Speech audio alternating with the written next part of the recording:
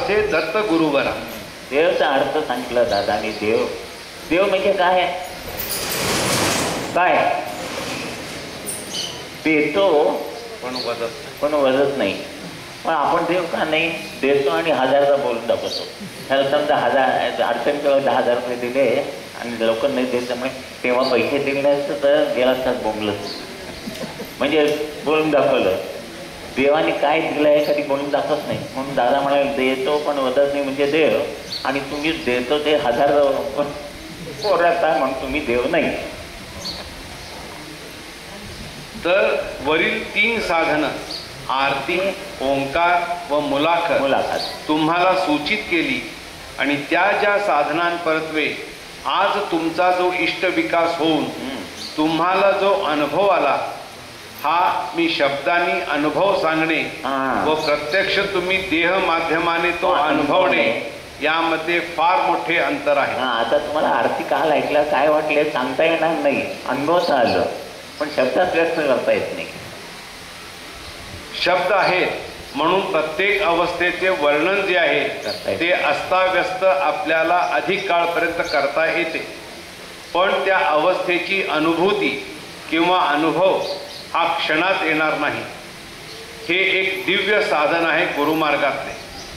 दीक्षा सगळ्यांना देता येतात, नामस्मरण सगळ्यांना देता येते, शिष्य परंपरा वाढीला लागावी म्हणून वाटेल त्या गोष्टी करता येतात. पण ज्याला गुरुमार्ग म्हटले आहे, तर आता गुरुमार्ग म्हणजे काय आणि गुरुमार्गाची महती काय? जगतातले सगळे अन्य मार्ग जे आहेत ते मानवाच्या अंती त्याला नरकात नेतात, म्हणजेच हीन अवस्थेत नेतात. आणि हा फक्त एकच गुरुमार्ग जो आहे हा जगतातल्या सगळ्या मार्गांची बरोबरी करणारा मार्ग व सगळ्या मार्गांना गिळंकृत करणारा हा गुरुमार्ग तो सरळ स्वर्गाला नेतो. वर वर सगळे जगतातले अन्य मार्ग जे आहेत ते नरकात नेतात. आता वर महत्वाची 3 साधनं सांगितली. कोणती? आरती, ओंकार आणि मुलाखत. आता आरती हे प्रधान साधन आहे. आरती या साधनेमध्ये काया, वाचा व मन ह्यापैकी कोणत्या माध्यमांचा समावेश केला किंवा ह्या देहिक अवस्थेतल्या कोणत्या अवस्था ह्या साधनेमध्ये विलीन केल्या, काया आणि वाचा ह्या विलीन केल्या. 3 पैकी काया वाचा मनामध्ये आरतीमध्ये काया आणि वाचाला एका पोटात विलीन केलं. नंतर ओंकार साधना या साधनेमध्ये तुमचे मन विलीन केले.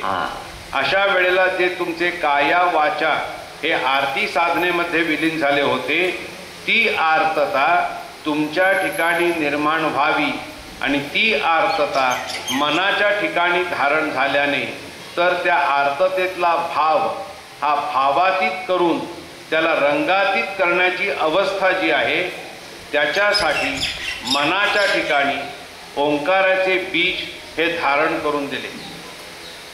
आता पहिल्या अवस्थेत काया वाचा ह्याला पोषक असे साधन माध्यम म्हणजे आरती.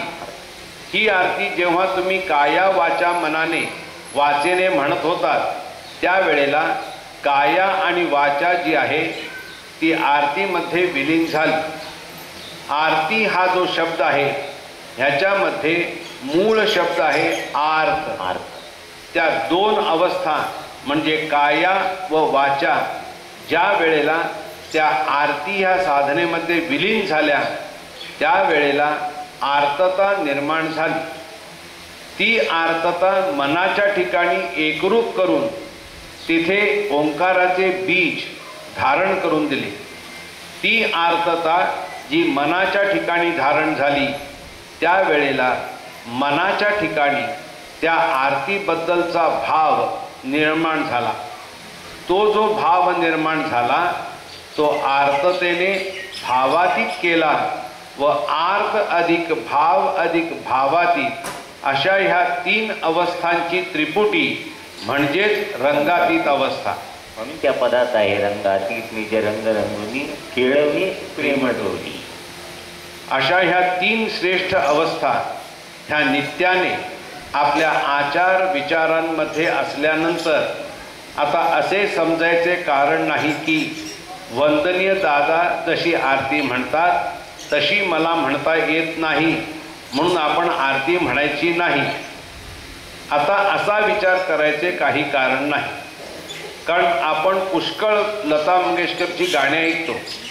आपण कुठे लता होतो आहोत का? पण म्हणतो का नाही गाणी? तसे दादांसारखी आरती आपल्याला म्हणता येत नाही म्हणून म्हणायचीच नाही का? आणि दादांसारखी आरती म्हणायची हे ध्येय ठेवूच नका. आपण म्हणायला लागायचं, हळूहळू म्हणता येईल. मला सुद्धा आरती येत नाही. मी येतं दादांना विचारलं, मला पेटी येत होती त्यामुळे मला आरत्या वाजवायला येतं, त्याचं आलं लक्षात, पण म्हणायला आवाज येत. तेव्हा तुला काय करायचं आहे, तू म्हणायला चालू कर. म्हणजे तुम्ही रियाज करायला लागल्यावर, प्रॅक्टिस करायला लागल्यावर ते आपाप येत जातं. आपल्याला जे काही एक साधन प्राप्त करून सिद्ध करून दिलेले आहे, तर ह्या आरत्या तुम्ही गेली 12 वर्ष ऐकत आहात. आरती हे साधन आत्ता सिद्ध झाले का त्याच वेळी सिद्ध होते? ते 12 वर्षापूर्वीच सिद्ध होते. मग आत्ता तुम्हाला त्याची जाणीव किंवा सिद्धता का वाटली? म्हणजेच आत्तापर्यंत आपली अविकसितता होती. त्यामुळे जे साधन सिद्ध आपल्या आसमंतात आहे असे म्हटले जात होते, त्याची सिद्धता धारण करण्याची क्रिया जी आहे त्याच्यासाठी आपली सिद्धता झालेली नव्हती. आता आपली सिद्धता झाली असल्यामुळे ते साधन जसे सर्वसिद्ध आहे तसे आपणही सर्वसिद्ध आहोत. तर आता यापुढे निदान दिवसाकाठी जी काही आत्तापर्यंत आपण पदे ऐकली आणि नेहमी ऐकता त्यातील नित्याने एक 3 किंवा 5 पदे म्हणणे यामध्ये अधिक लाभ आहे. कोणता सांगा बघू? आपण ज्या वास्तूत राहतो, नीट ऐका इकडं, आपण ज्या वास्तूत राहतो तेथे कधी आपल्या स्वतःच्या आचार विचाराने तसेच इतरांच्या आचार विचाराने व येण्या जाण्याने वास्तूमध्ये जी काही शुद्धता पवित्रता असते ती जेव्हा कमी होते त्याच वेळेला तुम्हाला त्या वास्तूत बेचैन किंवा अशांत वाटू लागते. समजले? अशा वास्तूत आपण सकाळी संध्याकाळी नित्याने 4-5 आरत्या जर म्हणत असू तर तुम्ही अनुभव घ्या की ती वास्तू तुम्हाला अत्यंत पवित्र आहे असे वाटेल. आता इथेच पहा, इथं म्हणजे गोव्यातला हॉल, इथं दादा सिंगण घेतली किरोड्याचा हॉल. या हॉलमध्ये पहिले सेमिनार ज्या वेळेला आपण घेतले त्यावेळेला तुम्ही पाहिले ही वास्तू भकास वाटत होती. इतर वेळेला ही वास्तू लग्न कार्यासाठी वापरली जाते, कारण इथे जरी काही समारंभ होत असले तरी त्या समारंभाची उद्दिष्टे काही वेगळी आहेत. आपणही या सेमिनारचा समारंभ आयोजित केला. आपले उद्दिष्ट काय? पण हे उद्दिष्टसुद्धा एक नकळत जगतामध्ये लोककल्याण करणं. तर ज्या मुलामुलींचा इथे विवाह होईल त्यांना नकळत इथे केलेल्या ओंकाराचा लाभ होईल. आज आपण 5 सेमिनारमध्ये ह्या वास्तूत जी ओंकार साधना केली व आताही 10 दिवस नित्याने येथे जी ओंकार साधना झाली, ही वास्तू जी आहे ही धारण करती झाली, म्हणजे ही वास्तू ओंकारमय झाली. आता ज्यांची शुभमंगल इथे होतील किंवा जी मंडळी त्या विवाहाच्या निमित्ताने इथे येतील, उपस्थित होतील, त्यांना नकळत या ओंकाराचा लाभ होईल. ही दृश्यात येण्यासारखी गोष्ट नाही, पण हे नकळत घडेल.